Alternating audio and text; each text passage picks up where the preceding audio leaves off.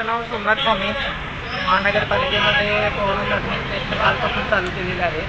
त्यामुळे कोरोना हे पेशंट जे आहेत ते सापडण्यास मदत होईल. काल 88 टेस्ट झालेले आहेत.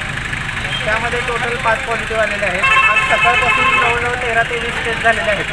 तरी पॉझिटिव्ह अहवाल कोणाचा नाही आहे. तरी नागरिकांना आमची विनंती आहे की तुम्ही येत असताना टेस्ट करूनच जात या, जेणेकरून तुम्हालाही त्रास होणार नाही, आज प्रशासनालाही त्रास होणार नाही.